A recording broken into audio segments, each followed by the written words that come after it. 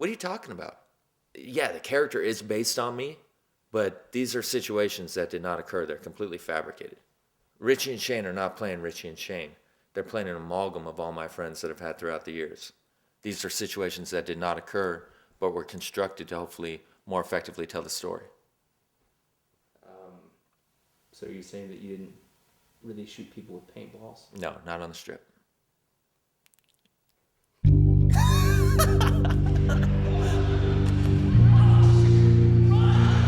He has so many more stories that are bigger and better than this one that he told that I was like, man, you can make a freaking trilogy. Yeah, it's sort of interesting because we're shooting these scenes and then I'm looking at this director, Monty, and I'm saying, God, he did that. I've got the actual passport that they photographed me for before they sent me to Samoa, and you can see during that time while they had me locked up that I am not happy. So after he came back from Brightway, the whole high school was talking about it. Everybody was like, Monty, Monty, Monty, did you hear about Monty? And Monty would tell the story, and then he turned to me and he'd go, huh, Rich? And I go, yep, just to let him know there's a witness for all this, because I was actually the one who picked him up, not Shane. That wasn't represented in the movie though, but I think Shane portrayed it accurately when his hand picked up the phone. It was the biggest story. It was such a huge story and everyone was so into it that it deserved to be a movie.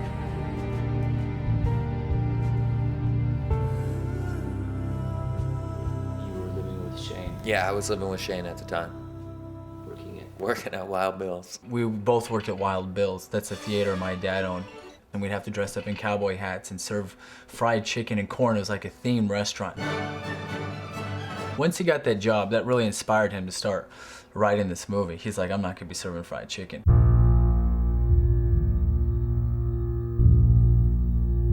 And I read it and I was like, wow, this is really good. This is way better than the script me and you wrote 2 summers ago.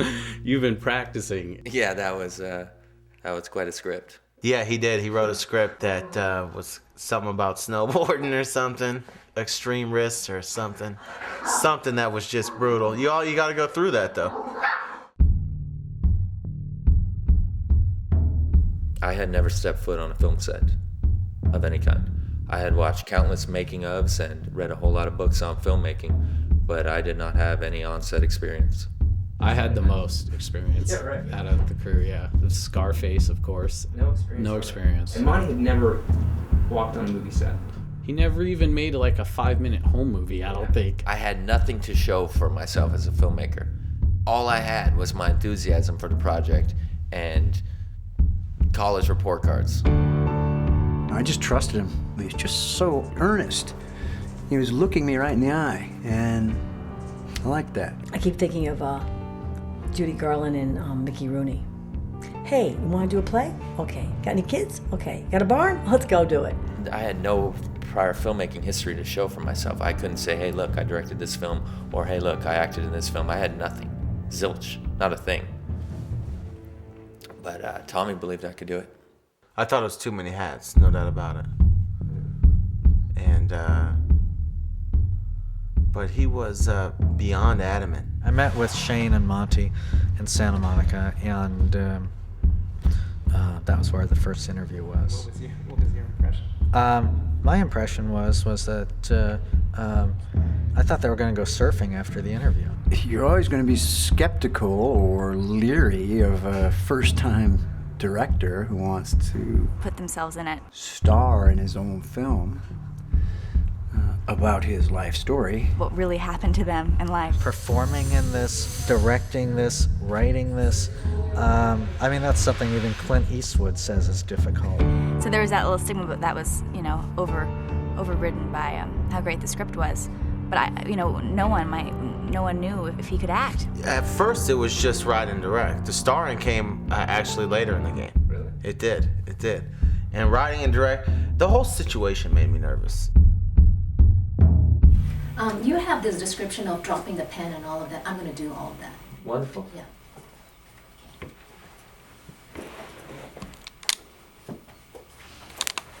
We hired a casting director, Lindsay Shagg, and Shane and I started auditioning people.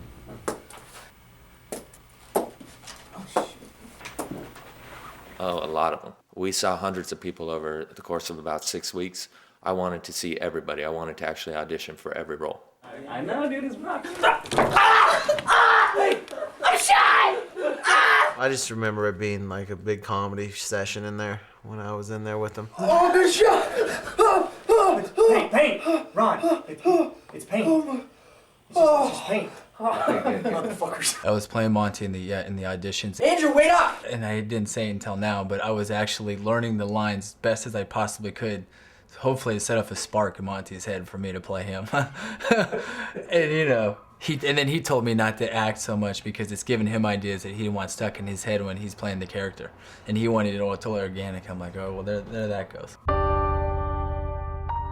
And I walked into this room, there was nobody in it but this kid. And I looked at the kid and I looked around, and then he went, oh God, how old are you, 12? By the end of that conversation, Diane had agreed to play the role, but she didn't know. That he was the actor. I knew he was the writer and director, but I didn't know he was going to star in it. She didn't know that I was going to play the kid until she asked me, well, who's going to play the kid? And I said, well, I'm going to play the kid. And I think she was a little taken aback at first, and then she said, well, do you have acting experience? And I said, not a lot. There's no IMDb category yet for him, so it's kind of a red flag. Well, I had a little bit of acting experience. What? I had taken a couple acting classes at LMU, beginning acting and intermediate acting. I didn't even know he had an acting class. One class, and he was done. What fabulous gall. I didn't doubt him. I didn't doubt him at all. I just, I was actually looking forward to it. I was hoping he would get it done. And because I was a little bit apprehensive because I didn't want anything to go wrong or get over his head or him get ripped off by some creepy Hollywood guys and just totally rip him off and have a piece of crap movie. That's what I thought was going to happen. It was just, it became its own animal, you know, and it just rolled on. And I thought, well, if he can do this on a wing and a prayer and he can do this with one acting class in his life, this I gotta see. I didn't know much about his experience, but we had some really good talks. He seemed to really understand film. He was a student of film. He's a scholar of film. Because he could be a total failure or a total success, but he wasn't gonna be nothing in the middle. Well, it was kind of the last remaining unknown variable, whether or not I was going to be able to pull the job off as an actor. We have our DP, we have our locations, we have our crew, but our main actor is still you. We brought in money from investors, people that were businessmen with lawyers and all types of stuff. We were handling their money. We had never done it before. We convinced them we could pull it off, and you know, it's just the classic back yourself into a corner and figure out a way out. When asked how much it would cost to make the film, we came up with this arbitrary $400,000 figure. We figured, well, there's 4 investors. If we can get $100,000 out of each investor, that's $400,000. That ought to be enough. Based on what I had read in certain books about films like Brothers McMullen or Clerks or El Mariachi, all these 35mm films that were being produced for $100,000 or less, which I really don't know anymore if that's at all possible. I believe there's a lot of people out there that write those kind of books, and they're the ones driving the used cars that the filmmakers are supposed to be selling. The day after I put money into the film, I'm over at a friend of mine's house, Ben Sidney. His dad's the late George Sidney, Oscar-winning producer-director. So his mother is in the home, and Ben goes, yeah, Tommy's producing a movie. First words out of her mouth were, and this is less than 24 hours after I gave the money, she goes, well, don't put your own money into it. And I thought, wow.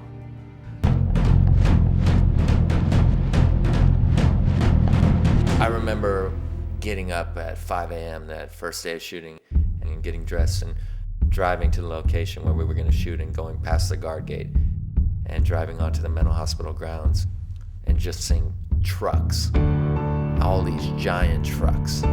All these trucks that are there loading all the gear. Trailers, food, catering trucks come in. Cameras, all these people working. And people. Everyone's like, money, money, money. I remember thinking to myself, wow, this looks like a real production. At that moment, it was a realization as to what was actually happening, and that within a matter of minutes, I was gonna be called upon to not only direct this film, but also I was the lead actor in this film, neither of which I had ever done before. The first setup of the day was in the bedroom, and it was the scene where I wake up, Steve knocks on the door and says, "All right, rise and shine." And then we shot the first take, and before long, I just sort of fell right into it, and the butterflies gradually dissipated, and I started to feel as though, okay, I'm gonna make the movie that I set out to make. Monty's walking around with his glasses, and he's got his little notepad, and he's going through the checklist and what he needs to do, and I'm like, I can't even believe this guy. He's like, get over there, get that scene done. And I'm just like, whoa. In the beginning, I was trying to act like his acting coach because I was really worried about him, so I'm sitting on the little monitor, and I'd see him, and I'd be like, all right, Monty. So you're in the room, and you wouldn't, as a person living in the moment, you wouldn't just be looking at someone in the eye having a straight conversation. So play with something on the wall or something. And then he'd start doing it, and then he'd be like, I just don't feel comfortable doing this. He goes, you know what? Let me just try to act this thing out. And that was it. And then it was total boredom for myself until my scenes came up. All right, that's the first day. It's a wrap. Day one is over. Self-medicated. Woo. Tell you a little known fact about me. Not many people on that set know that was actually the first time I've ever been on a set, ever. So that being said, I think it went pretty good. I was just on a cloud. I felt like, wow, this is really happening. Day one is in the can, and you are living your dream right now. Basically, that's what it felt like.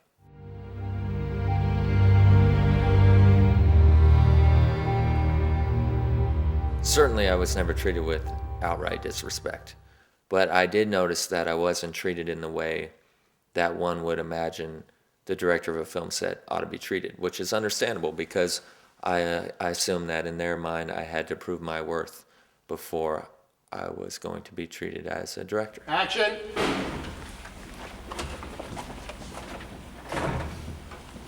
I'm locked in the standing room think tank, as we call it, and he's talking me through the glass partition. Now you stand there and you think about what you did to get in there. That scene called for a violent argument. Bullshit, I ain't standing in here for an hour. And during one of the takes, I Bullshit. hit the glass. He broke a really solid pane of glass. His knuckles were bleeding. Had a little glass in there, not too bad. And everyone there wasn't expecting it. And I just remember thinking, well, damn.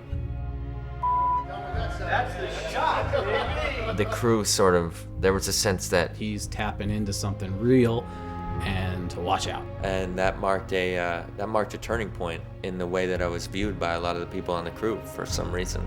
I really think so. Well, as a oneer, I mean, you don't get another shot.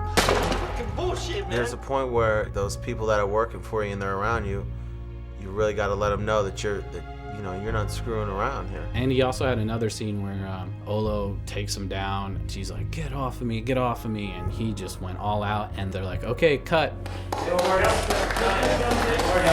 And then everyone just started applauding. And they're like, great job, Monty. It was as if every day was a new test. There was just always something lurking later on in the schedule that everybody was aware of. And it was, is this the day that the House of Cards is gonna fall? Very quiet, everybody. The scene with Gurman was one that I was nervous about because that was a more dramatic scene that was going to tell whether or not I was going to be able to handle the subtleties that were in the script. A scene with beats. Just talking with somebody, I could.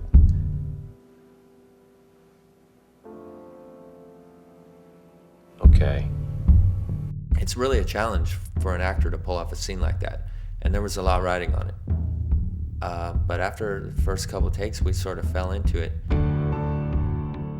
It was such an exciting feeling to be shooting that scene and to know that, okay, we're getting it. And after a while, the crew and the lights sort of just dissolve into the background, and there's a sense that you and this other actor are just having a conversation. Are you done? Yeah, I'm done. Good. If you don't mind, I have a toilet to clean. Today was probably the best day of my entire life. And that is just so weird to be able to say that and to think What day could I have ever had that was better than today in my entire life? I mean, great times, but a particular day, this day was probably the best day of my life. It was amazing, man. It was simply amazing. So many of my doubts are gone. I know that we have something. I believe in my script. Everything that I ever second-guessed about the script, about my ability, it's gone. I have the confidence I need to make a good movie, and I think that this will end up being a good movie. I will say at one point I sat back and I saw the whole production, and at the same time, simultaneous, there was a makeup gal touching up Monty's face, Shane's face, and Richie's face, and I thought, what am I doing? I was just standing out there and I just had a little moment of like, you know, what is going on?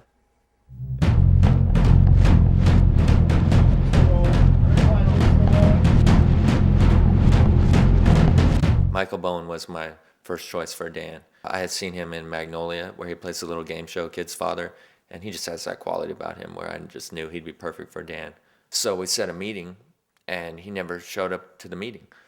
So obviously I took that to mean he's not interested in the role, and we ended up casting a guy by the name of Frank Whaley. He was in Pulp Fiction. He made us buy him a first-class air ticket from New York to LA. He's actually a really tremendous actor. Don't know much about the guy, never had the chance to meet him. 3 days before the shoot, where he was scheduled to shoot for 6 days, I got an email from Lindsay Shagg saying that Frank Whaley has just dropped out of your film to go shoot a bit part in a studio film. And this was, of course, devastating news for us because we have 3 days to go before we're scheduled to shoot with no lead actor. I didn't know what to do. I called Lindsay and I said, hey, Lindsay, what are we going to do? Is there any way that we could reapproach Michael Bowen? Did we ever find out why he was a no-show to that meeting? Maybe there's a chance he'll consider it. Let's call him. So they hunted me down, and he came on board with less than 3 days to shoot, and it was very fortuitous in a way because he was my first choice from the get-go. Unfortunately, when Frank Whaley dropped out of the project, we tried calling him to see if there was any way we could get him to return that air ticket to us because we could release that money, but we really couldn't get a hold of him. So I tried calling the travel agent to see if we could somehow get a refund on that ticket, and he said, you know what, it's funny that you're calling me right now because I just got a call from Frank Whaley, and he was asking me how he could sell it. $4,500. Nice to know you.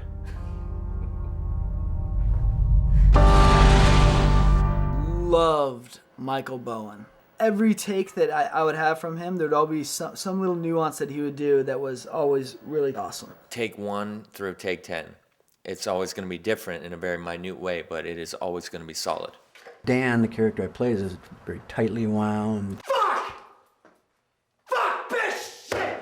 Fucking titty dick fuck! Fucking cock fucker! Shit ass fuck! Piss dick butt as fuck! You know, in his private life, he probably goes out, smokes crack and buys whores, and you know, he's like that much of a hypocrite. So when we're having the group sessions and stuff like that, I was drawing Big Dan. I wrote it in big block letters. Big Dan. Dan's great. I was just egoing out for Dan. Michael Bowen would take it to the extra level, like when Monty said, you know, I escaped again. Instead of hanging up the phone, he takes the whole desk and flips it. He did whatever his instincts told him to do, and I think that's what makes him a great actor. That's a one shot. No, well, I mean, it would take everybody a little while to set everything back up. I didn't break anything. You can hear glass breaking. Oh, perhaps I broke something. He knew it was going to be the last shot, and so he just took and just flipped and ripped. I think that was the first shot. Was it the first? Oh, yeah, you're right. They had to reset it all up. Yeah, no, you're right. It was the first shot. That's a cut. That's a wrap. That's a wrap. That's a wrap. There'll be no more running for me. I can't believe it's been 6 days already. Can you? 6 days already. Can you believe that? Does that seem right to you? How'd it go? How do you feel about what you got in those 6 days? So happy, man. Not one single regret. Not one single regret. I'm driving away from Brightway feeling completely happy with everything. Not just happy, not satisfied. Just so completely and deeply satisfied with the stuff that I got from my actors, from myself, shots, everything. I couldn't be happier, man. I did the best I could. So I gave it everything I had. I did the absolute best I could. I never held back. There wasn't one thing where I didn't try as hard as I can, and I feel good about it.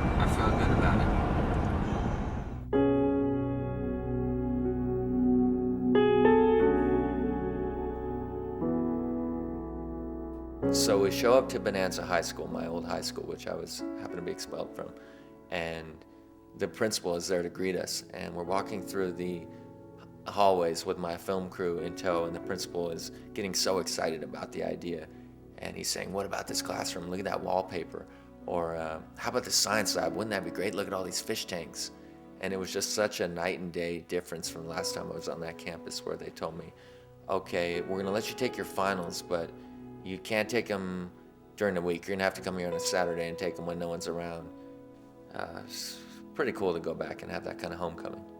I would love to have seen my American history teacher, or one of those guys that, totally was disgusted with me, just to be able to be sitting in front of, a 35mm camera and being going, yo, what's up now? You shot on a Sunday. Yeah, we shot on a Sunday because you can't shoot during the week because school's in session. But a lot of the faculty, they got wind of it, and that was pretty cool. That was really deep for me to go back to high school. I was just rolling around in the halls on this little scooter, and I was just like, maybe I should have went here more. We filmed in the weight room of Bonanza, and there was, we had a lot of great times in there, and just being kids. And I remember we're all trying to get big and strong and try to make the 1,000-pound club, where you bench press, squat, shoulder shrugs, backless, all comes up to 1,000 pounds. We really shot for that our senior year, and Monty was actually the only one that made it that year out of all of us, but I did get most dips. No one really knew who I was in high school, none of the teachers or anything, but they all knew who Monty was, that's for sure. Really? Yeah, so for him to come back and film at Bonanza is a big deal. Well, people that I knew from high school, I knew it was gonna come off crazy, because once they said, oh yeah, movie, what's it about? I said, well, it's actually a true story. Monty LaPica's true story. And everybody got a kick out of that. And then when they were like, well, who's starring in it? And I said, Monty, that's when it was just funny.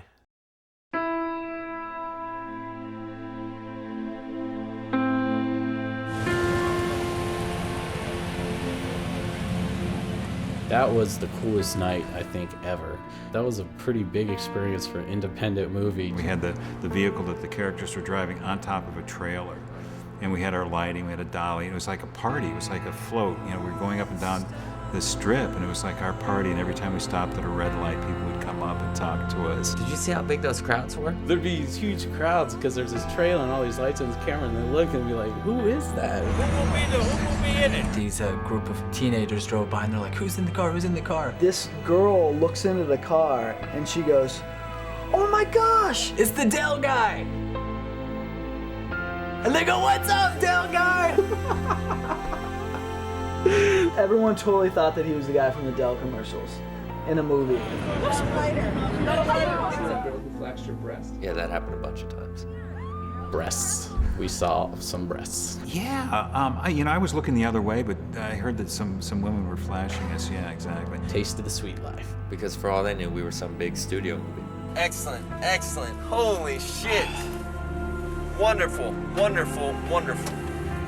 Cut, by the way. That was probably the highlight for me for the film, was filming on the Strip, because I grew up in Vegas, and it just felt like I kind of conquered it a little bit, It's like it's such a big town, and sometimes you can feel like a small person, but when you're up and down in a trailer on the Strip, drinking fake beer, smoking fake weed, I started getting messed up near the end of the night because I was just feeling it so much. I was just having so much fun. I was like, give me more of that. Oh, yeah. The weed, who's got the weed? It's my fucking pocket, man. It's my fucking pocket. Eat that shit, man. Throughout the entire movie, when we're smoking weed, we're smoking catnip. And I don't know if you ever smoked catnip before, but it's the most disgusting thing ever. It makes you so nauseated. Yeah, I'm not sure if it was catnip or a catnip basil mix or oregano, but it was noxious when smoked. Cut. We're up at the Palms Hotel and we're doing the scene with me and Richie, and we're sitting there smoking weed, and he's asking, what do you think Monty's doing right now? That's when that line. I don't know, you tell me, man. Is Jennifer Lopez hot? And I'm sitting there, I'm trying to take big hits, and next thing I know, I could feel my stomach starting to gurgle and my head gets really light, and I'm thinking, I don't know if I could smoke one more puff of this catnip again. And right when I thought that, I put that thing down and I ran to the bathroom and I blew chunks all over the Palms Hotel bathroom. And most of it was catnip. The one in the movie is a real bong hit. Real weed? Yeah. No, it was catnip. That bong rip that you see at the party, that's actually a bong rip. Yeah, maybe that was, but I was smoking catnip. You can't expect a bunch of kids to come out and help you with making a movie and expect them to be entertained with the banalities of what movie making really consists of. A lot of people who want to be an extra in a movie and want to be involved in a movie are totally blindsided when they see the amount of downtime. In order to have a whole crowd out there, we legitimately had to throw a party. So, had a couple kegs. Marker?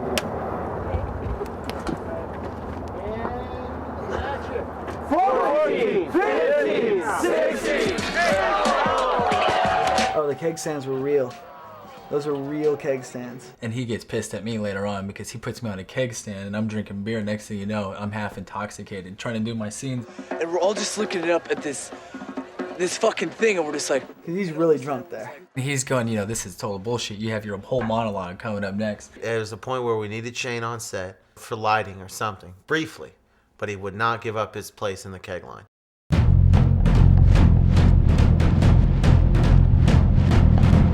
We had a friend who lived on a golf course, so we went and got a golf cart from the clubhouse. And we stole that shot. We just, let it happen. We put a camera on the golf cart and just sort of let him go. So some guy shows up and he says, "You're not gonna shoot here on this golf course."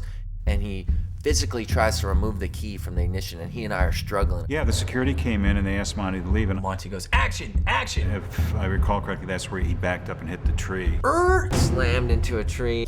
And he just starts going. All I could do was try to readjust the camera as best I could and hope that we were in frame. That's why when you see the scene, we're laying down like this to try to find the frame. And we're doing the whole scene right there as we're being chased. It was a disaster, but we got the shot. I mean, if you had a larger crew, you could spend all day getting that shot, and we got it in just a few minutes, just by stealing it. How did the cameraman like it when you backed into the tree with the camera? Dennis didn't care. Dennis was just glad that we were getting the shot in any fashion. It was a rental. So, there's this joke, how do you get sound effects of a fire? Use a rental microphone. It was not my intention to back up into a tree. That's just what happened. And Mom is pissed off.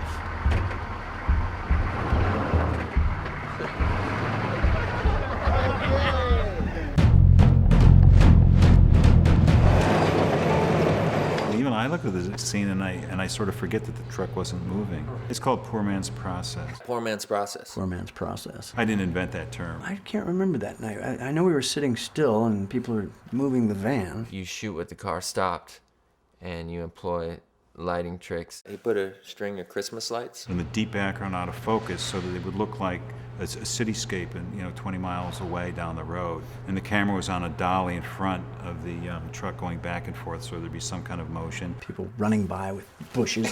I think they were shaking the truck. We weren't really going anywhere. Somebody's got a big stick on the back. Duck down, quick!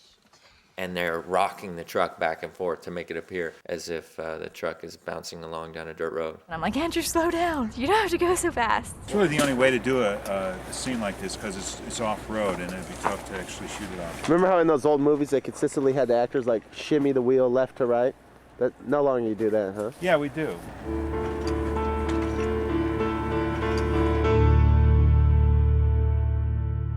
I'm sorry. Very quiet, down speeding. We got together in LA once prior to the shoot to rehearse, and that was helpful. That was helpful in the way that we were able to break the ice a little bit between each other before the scene. Monty was kind of anticipating this scene. We'd make jokes, and I was like, "You're probably gonna do like 101 different takes on this one kissing scene." And that's exactly what he did, actually. Monty's girlfriend at the time was on the set that day. She was sitting there right beside me, and we were like, "All right, here comes a kissing." She's like, "I'm gonna be totally all right. I'm gonna be all right. It's just a movie, right? It's just a movie." And so, the first take, she's going, "Oh my God, I can't take it. I can't believe he's kissing her like this." And she's biting her nails or whatever. And then he goes, "All right, take two." She's like, "I can't believe they're gonna do it again." this is unreal. They're gonna do the kissing scene again. And I'm like, listen, they're gonna have to do it a couple times because they're gonna get it from different angles. And Monty has to hit the horn with his leg and it has to work out perfect. And she's going, all right, I just can't believe this is happening. And then take 4. And she's going, I cannot believe this.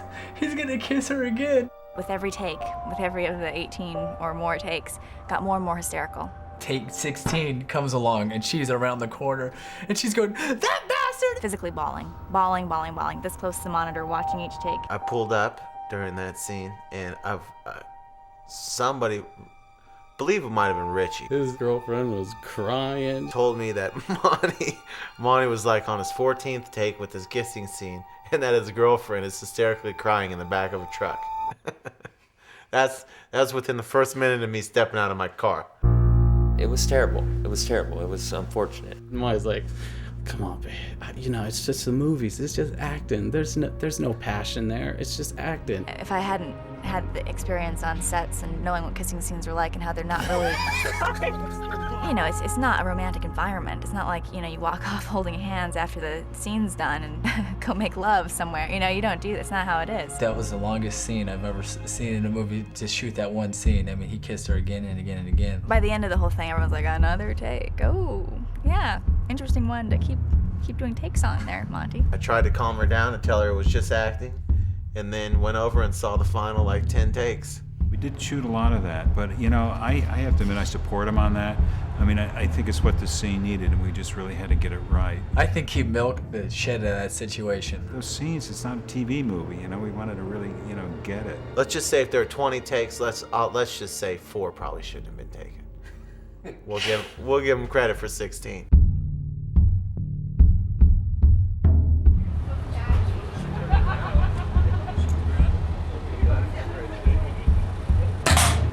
Oh, this is fun, huh? Sure.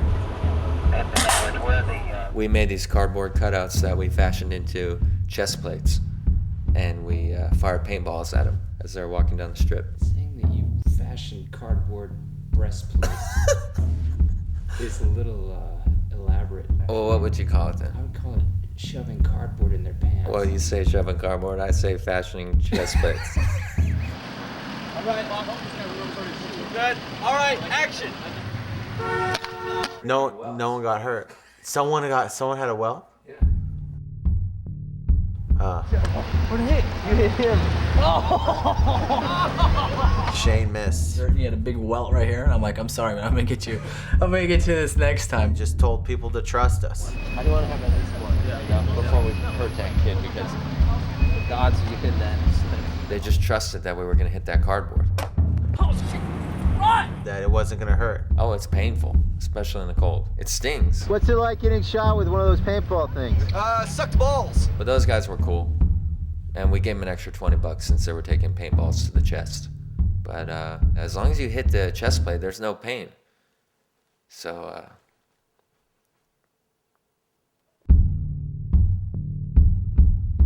that shoot was the coldest that I ever remember it in Las Vegas since the time that I grew up there as a little kid. We would have heaters and down blankets that we would keep over us and throw it off right before the take. I think sound speed was my cue to like take off everything. It was the coldest night on record in the wetlands. It was very realistic. I think the temperature in that field dropped to as low as 14 degrees while we were shooting, and many of those scenes required me to run around with very little clothing on. Felt for Monty, you know, he didn't have anything on. The problem is that I'm in virtually every shot in that scene. Most of the people are standing around in big down parkas and face masks. It was very possibly the second coldest I've ever been in my life filming the movie, which is rough on everybody. There's a scene where the 3 of us are fleeing from the institution, and we're running through some waist-high brush, and there are a lot of obstacles and branches that you have to try to avoid while running at full speed. And Noah Segan, the young actor who plays Trevor, he took a pretty hard tumble. And I just flipped straight over, dude. You just saw feet sticking up. Just insert that shot right now. So you see it.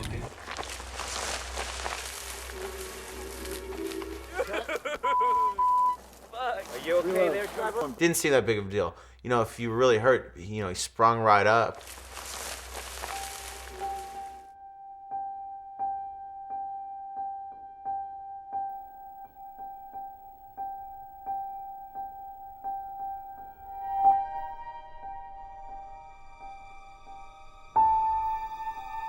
Kinda, and walked back. It didn't look like he was injured. He scraped his eye, or near his eye, about right here. And I guess he was pretty freaked out by that, because the next day we got a call from his agent, and his agent told me, "We can't jeopardize his actor. I'm calling SAG. SAG is going to shut down your movie. Something about Robert Downey Jr. We're suing you.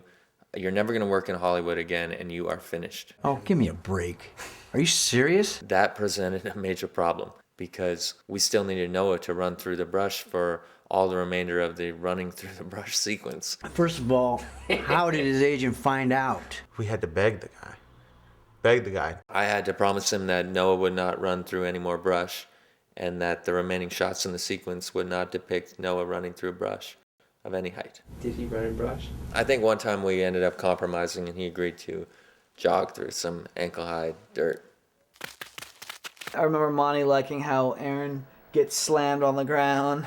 You know, he said, "I like the slam." And you hear him go, "Ah!" too. You hear it like in his chest, which is cool. He's got an abrasion on his face because they slammed him. And I took a lot of spills myself.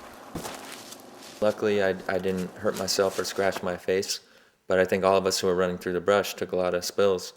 Noah just might have been the only one to be actually inverted completely.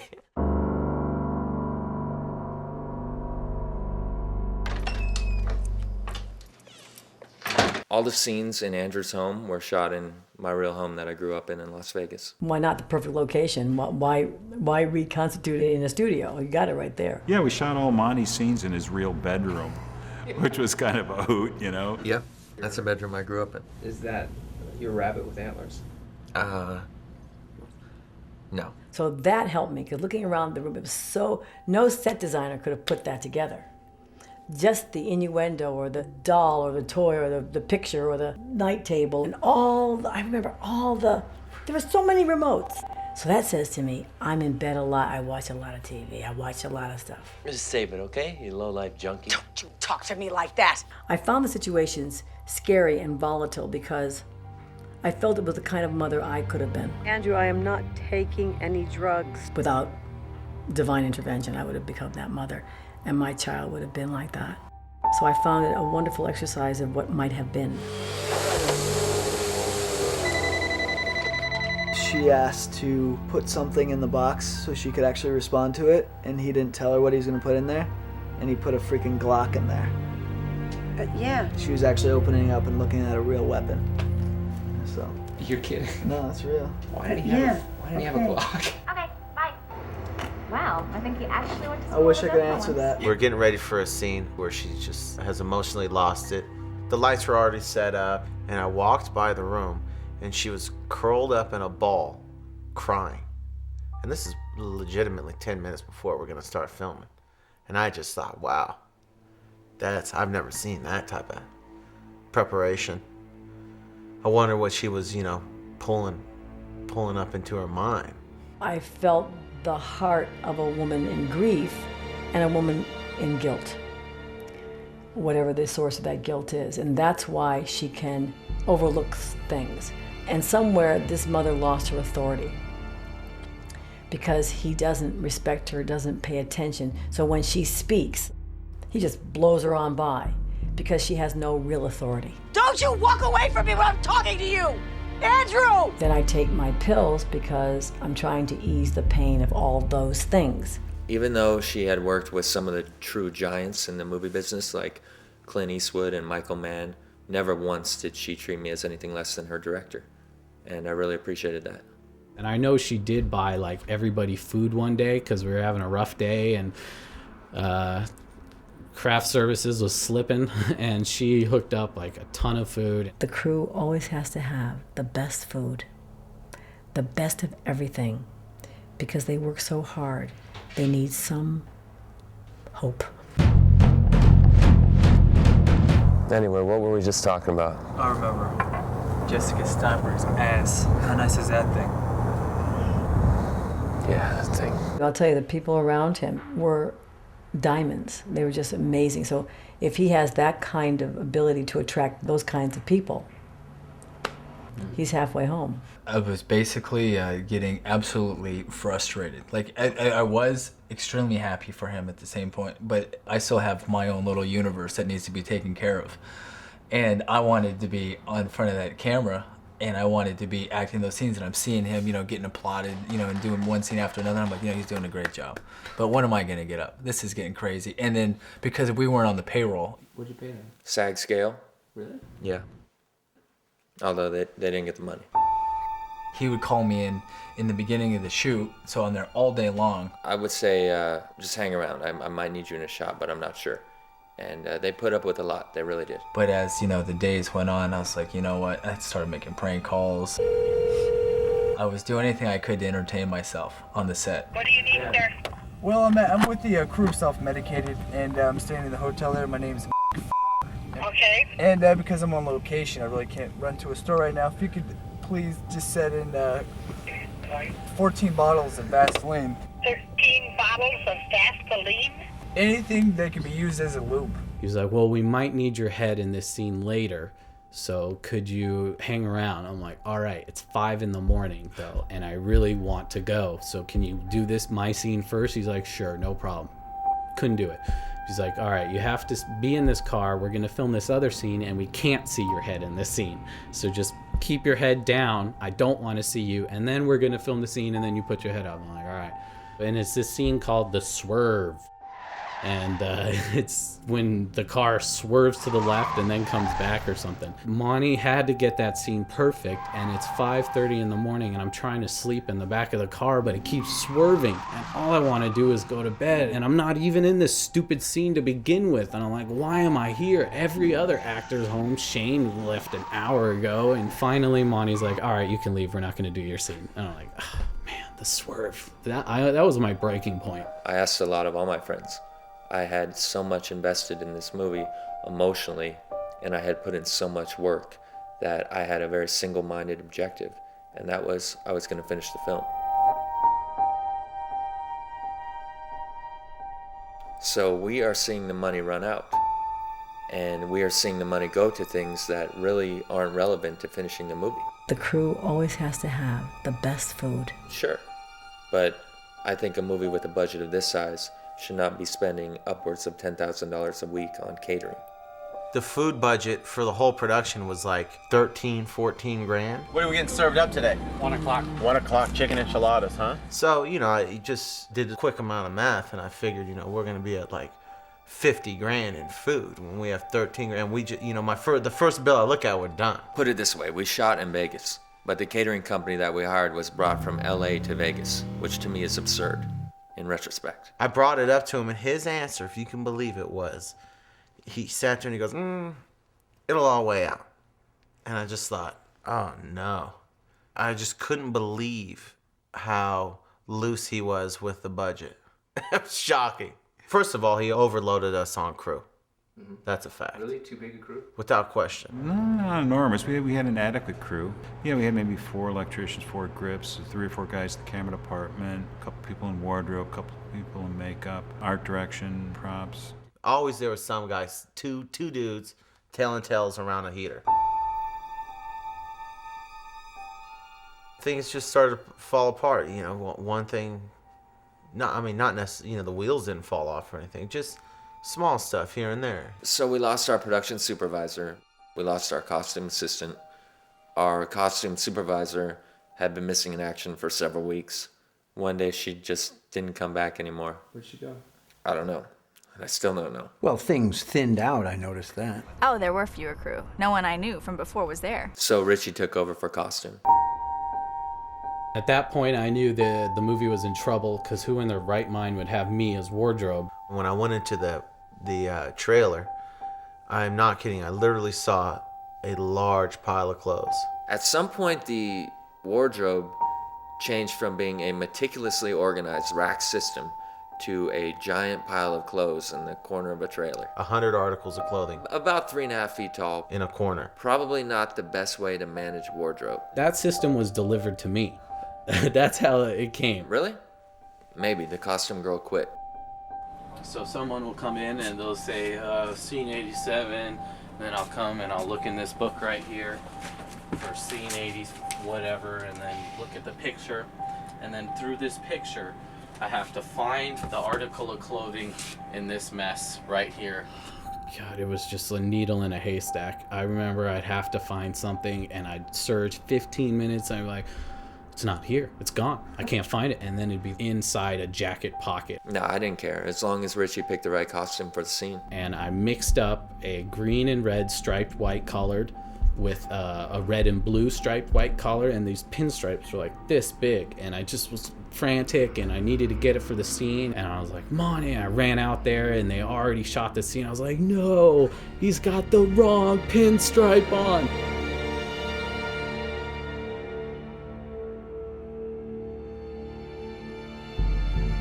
Well, the schedule went out the window about 2 days after reaching Vegas. It becomes not what is the schedule, but what can we do tomorrow? What is most important? Towards the end of the film, my production duties were, we need a location and we need it in 4 hours. We have the whole crew eating and we have no idea where we're going next. And when the schedule starts getting jumbled around, not only do you have to pay the actors for the original days that were intended to be shot, but you have to pay for any additional days that are necessary to make up for the original days. So when you start falling behind schedule in an independent film, it can spell financial catastrophe very quickly. They weren't sure if there was enough to get the film done because they were taking too long to do it. Some days Monty would do the same scene over and over again. Some days they'd whip around, but most days over and over again. Our line producer was really dialed in on how much film we're burning. He'd say, hey, you're taking too many takes, you're burning too much film. Boy, I mean, that's such a relative thing. I mean, I've worked with directors that shoot twice as much as Monty, and I've worked with directors that shoot a little bit less. He shot maybe an average of 7,000 feet a day. 7, 8,000, 9,000. I think our record was 12 in a day. Yeah, I guess he did shoot a lot. I was taking my time. We weren't making our days. I think we made our second day. But in retrospect, that schedule was not realistic. At least if you intend to shoot a movie in a way that you hope to capture quality scenes. I think the school of filmmaking that our first line producer came from, he had produced a lot of films that were not the type of films that... I just looked at the credits of the line producer he hired, and I would say more than 50% of them are softcore porn. If he was making a softcore porn film. Oh, that feels good. Your shoulders feel tight. That's the line producer you want. From what I hear, it's sort of one take, let's move on, fly by the seat of your pants, let's get this done type of filmmaking. If you're not, then you seek people that have the level and the project capacity that you're trying to create. Have you ever had a screaming orgasm? What? Well, it's a drink. Oh, I don't drink alcohol. Who said it was a drink? We interviewed over 20 line producers, and we narrowed it down to 2 guys. One guy told us that we could make the film for $400,000, and the other one told us that we could not. So naturally, this being my first time and us being a little bit naive, we decided to go with the guy that told us that it could be feasible.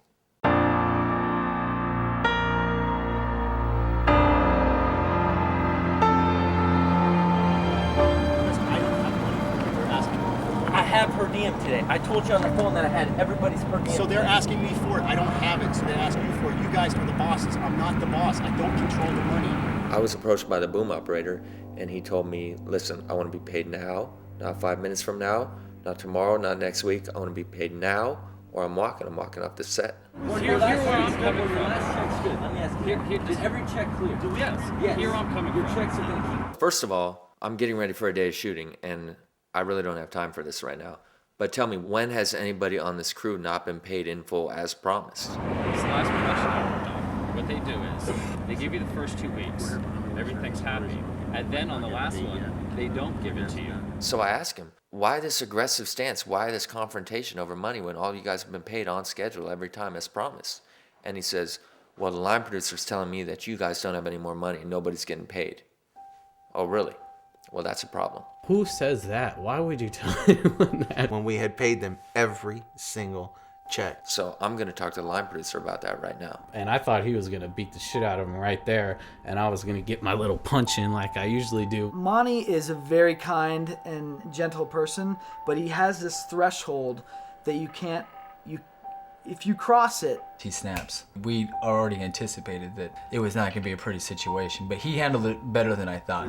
No reason. That's what I keep getting told. I'm nervous because you just Huh? I'm nervous because you just always hit. I didn't almost hit you. I was not going to hit you, man. I threw a chair because... How am I supposed to? How are we supposed to be a team? Visuals.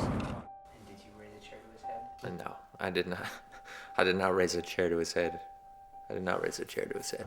I was within 10 feet when a chair got tossed. A chair got slammed, yeah, but nobody. I would never. Slammed. Huh? In the makeup room. The director's chair. He held back and showed some professionalism. But you're allowed to get mad and in someone's face, because it's, you know, when you're making such a huge project, especially when it's about your life, you don't want to hear some cheesy line producer say, nah, skip this scene, kid. We got to move on. You're like, no, this scene's important and it needs to be done right. So at that point, it became apparent that we were going to have to stop production, regroup, and raise some more financing necessary to complete the film. And it was expressed that he was not the guy that was going to come back with us to finish the film. We had no more money.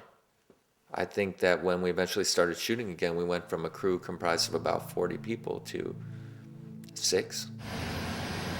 Food became stopping by Carl's Jr. in the morning and maybe KFC for lunch. Yeah, little Denny's, stuff like that. Whatever. We stopped filming maybe 3 or 4 times. Yeah. You know, due to just various issues. Locations, lack of film, lack of money, lack of actors. We'd raise a couple $1,000s and say, okay, we've got a few thousand. Let's go shoot a scene. The movie was taking so long, my dad didn't even believe we were making a movie, and he said, you got to stay somewhere else now because it was taking so long. It was horrible. We went from 2 days of shooting, then 2 months with no shooting, a day of shooting, then 2 more months with no shooting. I was amazed that he could keep it all together anyway. I would have been a basket case on day 2. But he held it together. Okay. Well, how'd that work out for you? Nobody thought the movie was even going to get finished at this point, let alone be a decent movie.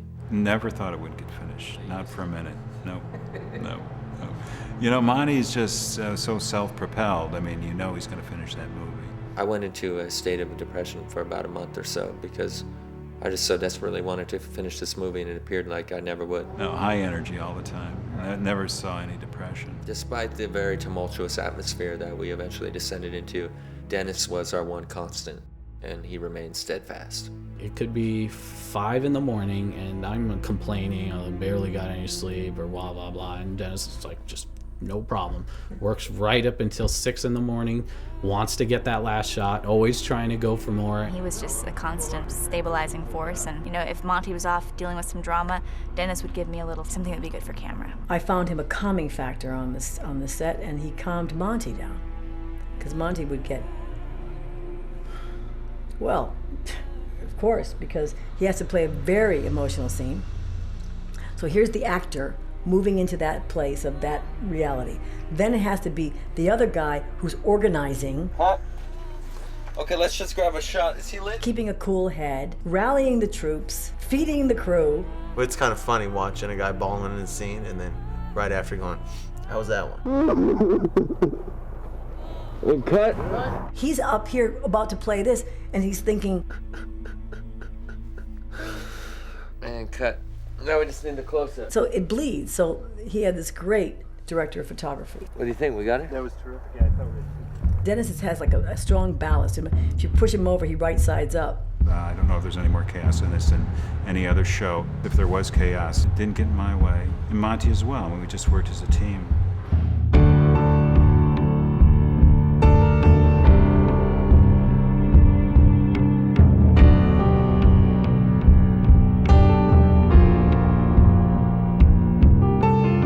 I decided that regardless of what state the movie is in, I have got to get in the edit bay with somebody and start constructing this thing, because once I can start that forward progress, I know that it will eventually get done. I see a crazy face. It takes a second to warm up, but hold on. It was a huge thing for me because I'd never done anything like that, and Really? You've never done a feature before? Never edited a feature before. This is my first feature. He hadn't? All right, so no, he had never edited a feature before. Really? But I knew that I needed somebody like him, who I considered a friend, that I could basically live with for a period of about 6 months. I can guarantee you I've seen every single frame of that 52 hours of footage, and I've analyzed every single one of every moment and second, and even when the marker snapped, we were like, is that a good one? Monty is the kind of guy that takes 45-minute showers, not because he's cleaning himself, but he's thinking about those 4 frames that you just moved. Will it be stronger this way? Will it have more impact this way? And for an editor, that's hell. It's got to be perfect. You make a movie to be perfect, not to be riddled with mistakes. There was consideration given to some things that probably would not be noticed by anybody outside of myself. We studied this film so much that an eye movement sometimes would look funny to us because we're just overanalyzing it so much, you know? And we would call certain things, like there's this one frame we call the lizard. Here's the lizard coming up. Monty's stare, that cold stare. Simpson's mouth. The Simpson mouth is when he goes in his room, he turns up the music, and when he's crying, his silhouette against the blinds, he has a little bit of space in between. With the lips sticking out. And it looks like a There it is. cartoon character. His lips. The bone claw. This paw right here. That's a shot of my hand. We call that sucker the bone claw because it's almost like a horror movie. How that sucker could literally want to rip her head off. I say, hey, where's my little brother? Was he out here drinking with you guys? And Jimmy says, no, we haven't seen him. And I see this kid in the background who took it upon himself to put in a world-class reaction performance. Yeah, we're nitpicking things that nobody's ever going to notice, that's for sure. If people are watching for this thing, this moment that you're focusing your energy on right now, then we're doing a terrible job of telling this story right now. If you're really going to nitpick it, yeah. The collar is probably a little bit crooked here. What? But is it going to distract the average audience member the first time they see the film? No. He knew that. It's just, he's just such a perfectionist that those little things that would happen would be bigger to him. You know, those things are on jumbotrons to him. Well, with DVD, you can pause, rewind, go frame by frame, watch it again and again. You should be so lucky. Yeah, no kidding. But you've got to approach it that way. You've got to approach it as if it's going to be dissected. This is editing school for me. This scene coming up here, I wanted to make this Requiem for a Dream moment where he goes in, is like, and like he's pulling out this weak, and you know, it's just like this whole editor's like cum wad, cuts to her, bada boom, bada bang. Visual. It's a visual medium, man. Monty was like, hold on a second. Hold on. And I was like, no, dude, hold on. I'm making this thing. I'm like cutting it up. I'm like just fucking up his moment there. And he's like, dude, this isn't about that. This moment isn't about that. And so I watched the scene and I'm like, you know what?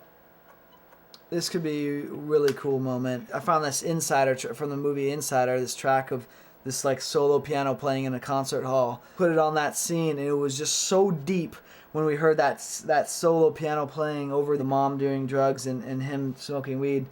And so that the composer took that and then it became a motif then whenever like moments like that would happen.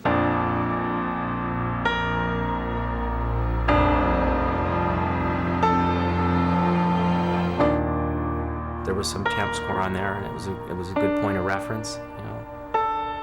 And I think it helped everyone get into a more intangible kind of feeling as they were watching the movie. I think, you know, music can do that sometimes, and it helped having it there. But he was open to, you know, anything. It's really a good collaboration. It's really tough talking to somebody in terms of music when you don't have a musical background. We talked a lot about moods and tones and sometimes even verbal impersonations of what it was I hoped it would sound like, and somehow he was able to understand what it was I wanted. What do you mean by verbal impersonations? You know, like, dun-dun-dun-dun, dun-dun-dun-dun, something like that. A lot of consistency throughout the whole movie. Really elongated, slowed down, almost like the strings are at half speed. You know, everything was, the intention was just elasticate time. And then float these sort of slow-moving piano melodies over them, like priming you to get into your emotions more, to get you into this sort of trippy kind of headspace. It's a little trippy. I don't know how else to say that, which I wouldn't normally describe orchestra music to be.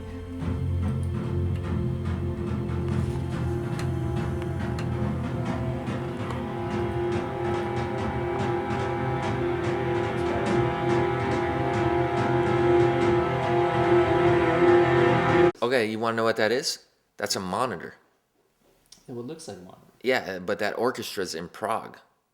You're kidding. No, that orchestra's in Prague. There's orchestras all over the world, and you can record with a teleconference connection. We start at 6 in the morning. They've got their orchestra set up in Prague, and Anthony is directing. And we were looking at a screen and talking to them, and by the time we finish, it's their midnight. So that's how we got a 40-piece orchestra. We had a 60-piece, I think. For a fraction of what it would cost here. As far as I know, out of his own pocket, he came up with an orchestra budget, and we turned it into an orchestra score, which is pretty unheard of. My agent was like, saying, how's he gonna do this? And then we asked him how, and then Monty just said, oh, well, can I put it on my credit card? And I thought, you know what, let's find out.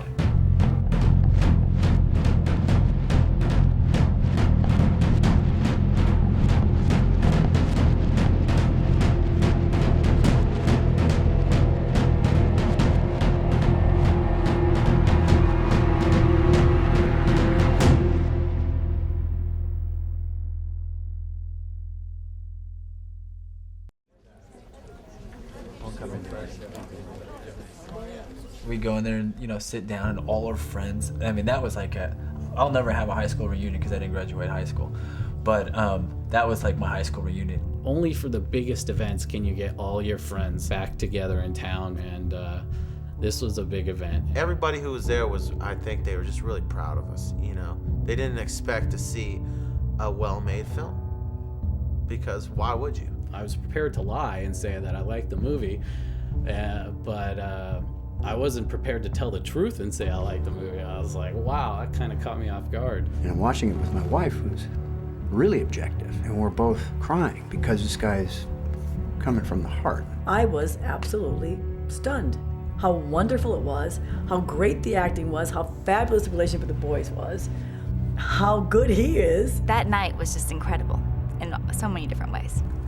Out of all my acting work I've done to date, I'm most proud of my work in Self-Medicated. It was the most exciting day in my life, other than the day that I gave birth to him. Yeah, it was. I mean, it was just, I don't know, it made everything that he ever did bad worth it. Yeah. I mean, it was just, well, you know, it was just, I don't know, it's something that I'll never forget exactly how I felt. Sitting right next to him. It was exciting because I was so proud of my son. I was just so proud.